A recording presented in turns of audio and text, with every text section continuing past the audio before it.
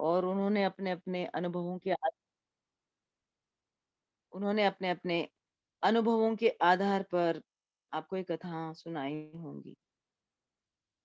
मेरी आप सभी से यही प्रार्थना है, इसे मेरा आत्मसमर्पण ही कह लीजिए। ये मेरी प्रार्थना सभी से, ये मेरे समर्पण का भाव है। बुद्धि मेरी छोटी है, चरित्र ठाकुर जी का अथाह है। कैसे करूं वर्णन इस छोटे से मुख से, कैसे करूं वर्णन इस छोटे से मुख से। लीलाएं ठाकुर जी की बड़ी ही अपरंपार है। तो इस छोटे से मुख से ठाकुर जी की लीलाओं का वर्णन करना बिल्कुल असंभव है। सिर्फ मेरे लिए नहीं, सबके लिए। क्योंकि ठाकुर जी का चरित्र जो है बहुत अपार है। और अभी कहें कि वाणी मधुर है तो बिल्कुल वाणी मधुर नहीं है, ना भाव है ना भक्ति है मुझ में महाराज, ना ज्ञान है। फिर भी कथा करने बैठ गई हूँ, क्योंकि ठाकुर जी साथ है, एक विश्वास है। जैसे कि मंजिलें क्या है, रास्ता क्या है, जब ठाकुर जी साथ हो तो फासला क्या है। कहते हैं ना कि ना भाव है ना भक्ति है, ना वाणी मधुर है, ना ज्ञान है ना गुण है, ना अनुभवों का सार है। बस एक ही विश्वास है कि ठाकुर जी मेरे साथ है, ठाकुर जी हम सब के साथ में है। देखिए महाराज, जो जो भी भक्ति करते हैं, किसी भी रूप में करते हैं, या भागवत कथा ही सुनाते हैं, भागवत कथा ही पढ़ते हैं, उसका श्रवण करते हैं, चिंतन करते हैं, मनन करते हैं, ठाकुर जी उनको उसी रूप में प्रत्यक्ष फल प्राप्त कराते हैं और उनको उस परमानंद की प्राप्ति कराते हैं।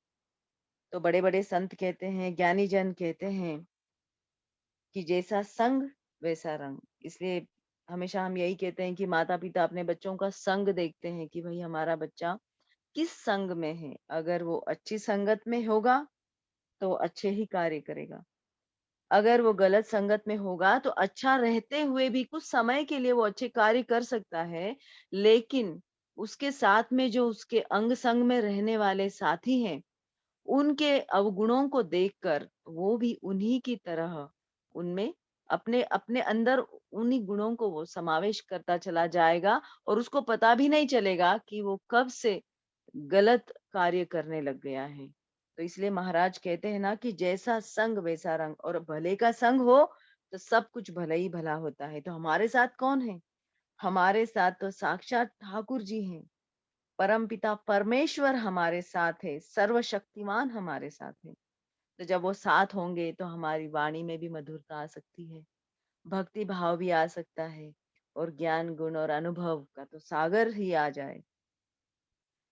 तो कहते हैं कि महाराज वेद व्यास जी महाराज ने भागवत जी के पहले स्तोत्र में पूरे ग्रंथ का सार लिख दिया था। हम हमेशा यही कहते हैं कि इसको ग्रंथ ही नहीं, समस्त वेदों उपनिषदों का सार भी उन्होंने लिख दिया था। इसे कहना भी गलत नहीं होगा। तो सब जानते हैं कि भागवत जी का जो पहला श्लोक है,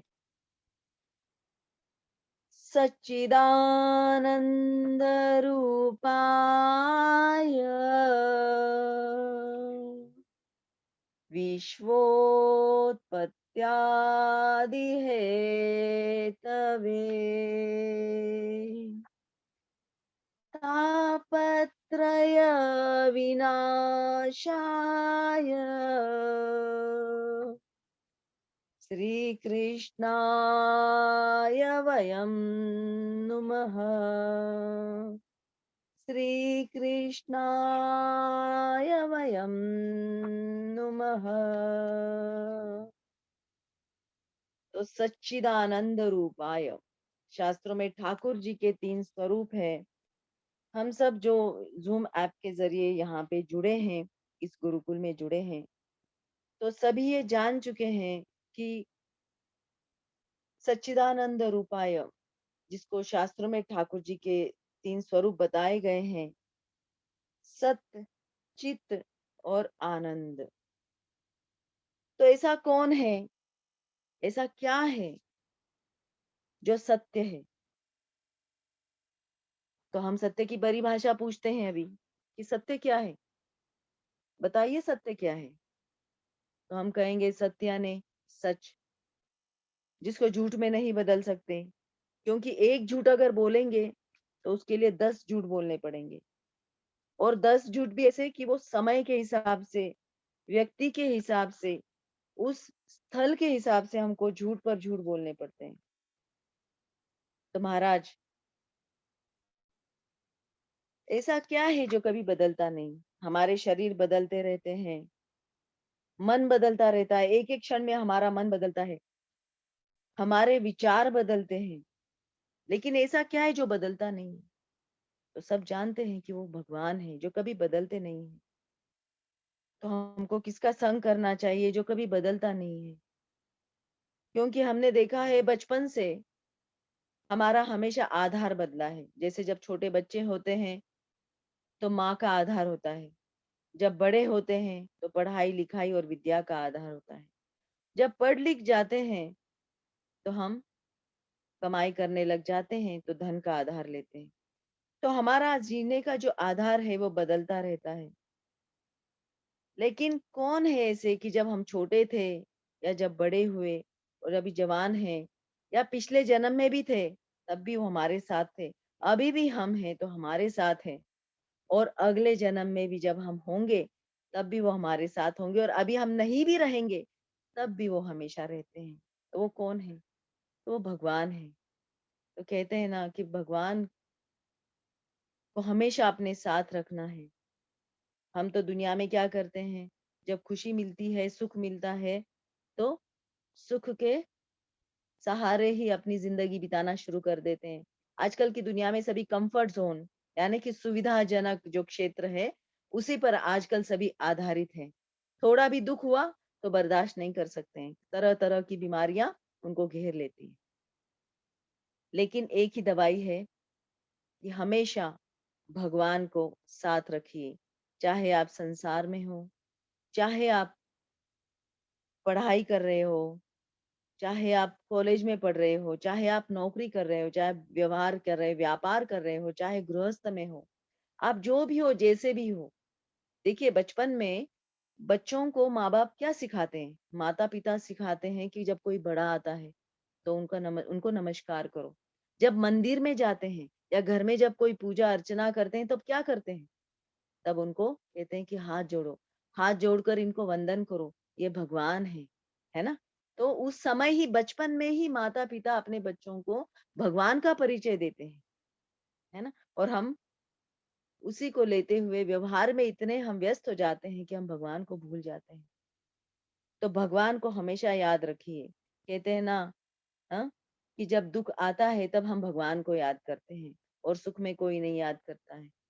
तो कबीर जी का जो दोहा है, कबीर जी कहते हैं कि सुख में सुमिरन, हम्म, सुख में सुमिरन कोई नहीं करता है, दुख में सुमिरन सब करता है।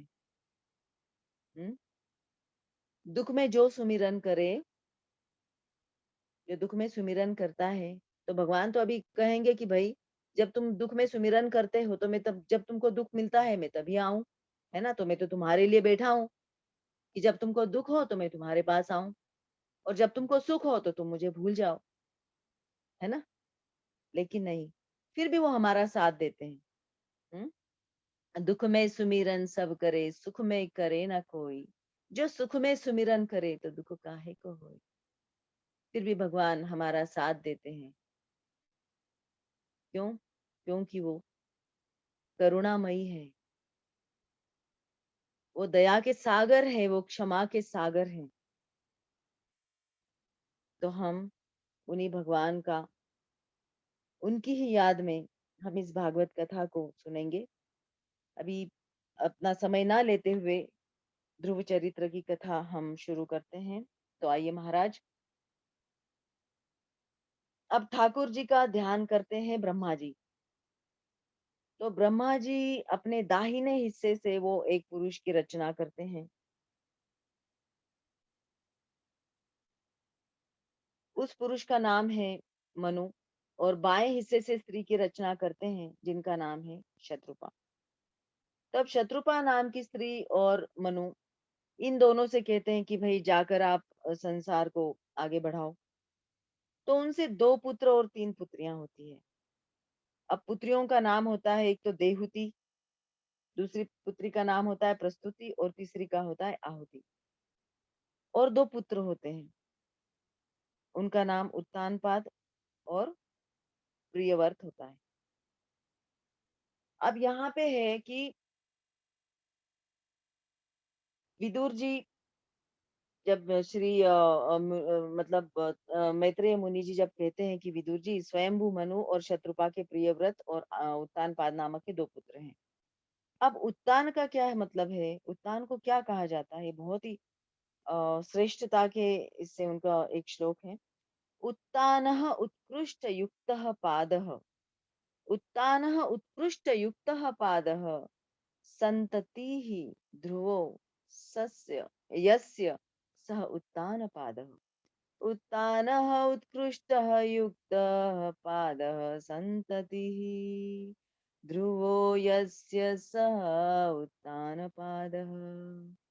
ध्रुव जैसा भगवान का भक्त जिसका पुत्र है उसे उत्तानपाद कहते हैं अथवा उत्तान्ते पादो गर्भे यस्य सह उत्तानपादः। माता के गर्भ में जिसके ऊपर की ओर पैर होते हैं ऐसे जीव आत्मा को उत्तानपाद कहते हैं। महाराज उत्तानपाद की 2 रानियां थी, सुनीति और सुरुचि। अब वेद शास्त्रों के अनुसार तो जिसका व्यवहार है, जिनका आचरण है और कर्म है उसे सुनीति कहते हैं। सुनीति, नीति यानी आचरण, व्यवहार। सु यानी सुंदर, सुंदर तरीके से। उसी तरह से सुरुचि। अब सुरुचि जो है इनका वेद शास्त्रों के अनुसार मन के अनुरूप जिसका कर्म है, जिसकी रुचि है मन, जैसा कहे वैसा काम करे, उसे सुरुचि कहते हैं। अब महाराज उत्तानपाद जितना प्रेम अपनी छोटी रानी सुरुचि से करते थे, उतना प्रेम सुनीति से नहीं करते थे। अब सुनीति का पुत्र ध्रुव हुआ। जब आपकी आचरण वेद शास्त्रों के अनुरूप होंगे, तो आपके संतान भी ध्रुव के समान भगवत भक्त होंगे। तो कहते हैं ना कि जैसे आपके कर्म वैसे आपका फल। तो अगर आप धर्म प्रयुक्त हैं, तो आपको संतानें भी उसी तरह होंगी। अब यहाँ पर क्या होता है कि महाराज जो है, उनकी जो 2 पत्नियां होती है, एक तो सुरुचि और एक सुनिधि। अब सुनिधि से तो संतान की प्राप्ति नहीं होती है, तो क्या करते हैं कि सुरुचि से जब संतान की प्राप्ति नहीं होती तो सुनिधि से वो विवाह करते हैं। विवाह होने के बाद वो पूरी तरह से सुनिधि को मतलब भूल जाते हैं। कभी कभी मिलने चले गए, थोड़ा प्रेम दिखा दिया, चिंता करते हैं, बता दिया। अब ठाकुर जी की लीला देखिए, ठाकुर जी की अब लीला देखिए आप कि सुरुचि से जो विवाह किया गया वो क्यों किया? संतान के लिए, क्योंकि सुनिधि को संतान नहीं हो रही थी। पर यहाँ पर सुरुचि भी गर्भवती होती है, वहां पर सुनिधि भी गर्भवती होती है। तो 9 महीने पूरे होते हैं, दोनों को बालक होते हैं, दोनों भी पुत्र होते हैं। सुरुचि से जो पुत्र होता है उसका नाम रखते हैं उत्तम, और जो सुनिधि से जो पुत्र होते हैं उनका नाम रखते हैं ध्रुव। अब जो है बच्चे थोड़े बड़े होते हैं। अब यहाँ पर एक बार राजा जो है युद्ध करने जाते हैं और वहां से युद्ध जीत कर जब लौटते हैं, तो उनका पहले से ही क्या आचरण होता था राजा का कि पहले जब भी वो युद्ध जीतते थे वो सुनिधि के पास आते थे, क्योंकि वो बड़ी रानी है, वो स्वागत करती थी। फिर सुरुचि के पास जाते थे। इस बार जब वो युद्ध जीत कर आते हैं राजा, तो वो सुनीति से मिलने नहीं गए, सुनीति से नहीं मिले। ध्रुव से भी नहीं मिले। सुरुचि के महल में आते हैं, सेवकों से कहते हैं कि किसी को भी अंदर मत आने देना, किसी को भी अंदर मत आने देना। अब ध्रुव को पता चलता है कि पिताजी युद्ध से वापस आए हैं। वो दौड़ते हुए पिताजी पिताजी ऐसे कहकर जाते हैं, तो सेवक उनको रोकते हैं। अब सेवक कहते हैं कि राजकुमार आप अंदर नहीं जा सकते। अब राजकुमार ने कहा क्यों नहीं जा सकता, मुझे पिताजी से मिलना है। तो सेवक कहते हैं नहीं, क्योंकि महाराज ने कहा है किसी को भी अंदर आने नहीं दिया जाए। अगर हम उनके आदेश का पालन नहीं करेंगे तो हमको दंड देंगे। अब ध्रुव ने कहा कि ये तो मेरा भी आदेश है, अगर आप मेरे आदेश का पालन नहीं करोगे तो मैं तुम्हें भी दंड दूंगा। तब वो क्या करें, अब जबरदस्ती से वो छोड़ देते हैं ध्रुव जी को अंदर। अब जब दौड़ते हुए ध्रुव जी आते हैं तो राजा की गोद में जाकर बैठ जाते हैं, उनके पिता की गोद में जाकर वो बैठ जाते हैं। अब राजा भी गोद में बिठा लेते हैं, तो है तो पिता ही ना, तो प्रेम करते हैं पुत्र से। अब कुछ देर तक तो सुरुचि देखती है, उन्हें अच्छा नहीं लग रहा है कि उत्तम नीचे बैठा है और ध्रुव गोद में बैठा है, क्योंकि उनका पुत्र उत्तम वहां पे नीचे बैठा होता है। कुछ देर देखती है, फिर हाथ पकड़कर ध्रुव को नीचे उतारती है। ध्रुव जी खड़े होते हैं, यहाँ पर राजा भी खड़े होते हैं, पर सुरुचि को देखकर वापस बैठ जाते हैं। अब देखिए महाराज, ध्रुव जी अपने पिता को देखते हैं, पिता से कहते हैं पिताजी आप इतने बदल गए, विश्वास ही नहीं होता। पहले आप जब भी युद्ध से वापस लौटते थे, पहले माता के पास आते थे, इस बार आप मुझसे मिलने भी नहीं आए, माता से भी मिलने नहीं आए। तब उनकी माता जो है सुरुचि माता कहती है महाराज से क्या पूछते हो, अपनी माँ से जाकर पूछो। अब ध्रुव जी ने कहा आप भी तो मेरी माता है, आप ही बता दीजिए पिताजी ने ऐसा क्यों किया। माता ने कहा तो सुनो, अब तुम्हारी माता का वो स्थान नहीं रहा, तुम्हारी माता का स्थान अब महारानी नहीं रहा, वो दासी बन गई है। और दासी के पास कभी महाराज थोड़े ही जाते हैं। ध्रुव जी ने कहा मेरी माता दासी नहीं है, वो इस महल की महारानी है, बड़ी महारानी है। अब सुरुचि ने कहा महारानी थी, अब वो स्थान मुझे दे दिया गया है, वो ऐसी कहती है, और तुम्हारा स्थान उत्तम को दे दिया गया है।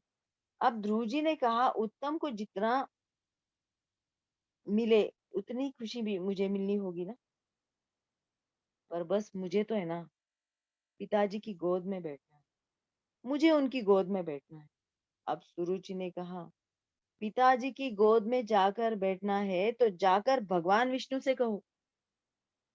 और क्या कहोगे उनसे जाकर, ये कहना कि तुम्हें अगली बार कोख से जन्म दे। किसकी कोख से, मेरी कोख से, तभी तुम महाराज की गोद में बैठ सकते हो। चले जाओ यहाँ से कहती है। अब ध्रुव जी रोते रोते वहां से चले जाते हैं, अपनी माता के पास आते हैं, माता को सारी बातें बताते हैं, बहुत रो रहे हैं, दुखी हैं। माता उन्हें मनाती है, पर जब नहीं मानते, काफी देर हो गई, तब माता उनसे झुंझलाकर उनसे कहती है अरे, एक मनुष्य की गोद में बैठने के लिए तुम इतना रो रहे हो, बैठना है तो भगवान विष्णु की गोद में जाकर बैठो। उस गोद में बैठ गए तो तुम्हें वहां से कोई नहीं उतार सकता। ध्रुव जी ने कहा सही कहा, छोटी माता भी यही कह रही थी कि मुझे अगर पिताजी की गोद में बैठना है तो भगवान विष्णु से कहना पड़ेगा। ये भगवान विष्णु कहाँ मिलेंगे। माता ने कहा उन्हें पाने के लिए बहुत कठोर तपस्या करनी पड़ती है, तुम अब तो छोटे हो ना, जब बड़े हो जाओगे मैं तुम्हें भेजूंगी। अब तपस्या करने के लिए तो माता उन्हें भेजेगी नहीं, तब भगवान विष्णु से वो कैसे मिलेंगे? तो अभी वो कहती कि अभी आप सो जाओ, माता ध्रुव जी को सुला देती। अब मध्य रात्रि के समय ध्रुव जी नींद से उठते हैं, माता सो रही होती है, वो अम, अपने घर के मंदिर में जाते हैं और भगवान से प्रार्थना करते हैं कि मैं भगवान विष्णु की खोज में जा रहा हूँ, मुझे अपने पास न देकर मेरी माता व्याकुल हो उठेगी, उन्हें व्याकुल मत होने देना, उनका ध्यान रखना, मैं जल्द ही लौट आऊंगा। अब ये कहकर वो घर से बाहर निकल जाते हैं। ध्रुव जी घर से बाहर निकल कर वो वन की ओर जाते हैं, और क्योंकि माता ने कहा कि तुम जब बड़े हो जाओगे तो मैं तुम्हें वन भेजूंगी तपस्या करने के लिए। तो उनको पता है कि तपस्या करने जाना है तो वन की ओर ही जाना है, तो वन की ओर जाते हैं। अब वन में वो ढूंढते हैं कि भगवान कहाँ मिलेंगे, है ना। अब ठाकुर जी देख रहे हैं, ऊपर से ठाकुर जी देख रहे हैं। वो कहते हैं नारद जी से कि ये जो छोटा बालक है ये वन में घूम रहा है, वन में घूमना इस बालक के लिए सुरक्षित नहीं है। तो ठाकुर जी नारद जी को वहां पर भेजते हैं, जाकर देखो ये क्यों घूम रहा है। तो नारद जी वहां पर आते हैं, आने के बाद में पूछते हैं ध्रुव जी से, कहाँ जा रहे हो, तुम्हें क्या चाहिए, कोई सहायता चाहिए तुम्हें, तुम क्या कर रहे हो, किसे ढूंढ रहे हो। तो नारद जी जैसे ही आते हैं तो कहते हैं नारायण नारायण। अब नारद जी का ये स्वर सुनकर ध्रुव जी का ध्यान उनकी ओर जाता है, तो नारद जी कहते हैं नारायण नारायण। अब ध्रुव जी ने उनसे कहा कि आप कौन है। तो नारद जी कहते हैं मैं नारद हूँ। अच्छा। तो नारद जी की जो कहानियां है उनकी माता ने उनको बहुत सुनाई हुई थी ध्रुव जी को, तो उनको पता है। वो सोचते हैं कि भाई नारद जी जो है तो माता ने बहुत सारी मुझे कहानियां सुनाई हुई थी, तो मैं जानता हूँ आपको। तो फिर नारद जी उनसे कहते हैं कि आप कौन है। तो वो कहते हैं मेरा नाम ध्रुव है, मैं भगवान विष्णु से मिलने जा रहा हूँ। तो अब वो भगवान विष्णु से मिलने जा रहे हैं, आप तो उन्हें जानते हैं ना, ऐसा नारद जी को ध्रुव जी कहते हैं। भगवान विष्णु कहाँ मिलेंगे। नारद जी ने कहा भगवान विष्णु यहाँ नहीं रहते, बहुत दूर रहते हैं, और उन्हें ढूंढने के लिए मृत्यु का सामना करना पड़ता है, जीवित नहीं मिल सकते हैं वो तुमसे, वो क्षीर सागर में रहते हैं। अब ध्रुव जी ने कहा मुझे मृत्यु का डर नहीं है, मृत्यु का डर मुझे भय नहीं है, तो मुझे उनसे मिलना है। अब नारद जी जो है वो कहते हैं कि भाई जो ऋषि मुनि है बड़े बड़े, वो कितनी तो तपस्या करते हैं, जन्मों जन्मों तक उनकी आराधना करते हैं, परंतु उन्हें भगवान प्राप्त नहीं होते। तो अब उनका दृढ़ संकल्प देखते हैं नारद जी। हम्म। वो सोचते हैं कि भाई अब ये तो अपनी बात नहीं मान रहा है, इनको डराने से भी ये डरते नहीं है, भय भी नहीं है इनको मृत्यु का। तो वो कहते हैं अरे मैं तुम्हें उनके पास नहीं ले जा सकता, क्योंकि ध्रुव जी कहते कि मुझे आप भगवान के पास ले चलो, अगर आप उनको जानते हो, आप तो जानते हैं वो कहाँ रहते हैं। अब नारद जी इतना डराने के बाद में भी वो बालक तो बहुत, ध्रुव जी तो बहुत दृढ़ संकल्प से, मतलब उनका तेज तो इतना होता है कि भाई वो बहुत शक्तिशाली होते हैं, क्षत्रिय हैं। तो अब नारद जी ने कहा कि मैं तो आपको उनके पास नहीं ले जा सकता, लेकिन हाँ मैं तुमको ये बता सकता हूँ कि तुम उनकी तपस्या अगर करोगे, कठोर तपस्या करनी पड़ेगी, अगर तुम वो करोगे तो तुमको भगवान मिल जाएंगे, ठाकुर जी तुमको मिलेंगे। तो ध्रुव जी कहते हैं कि हाँ मैं कठोर से कठोर तपस्या भी करूंगा, आप जो कहेंगे मैं वो करूंगा, मुझे भगवान विष्णु से मिलना है,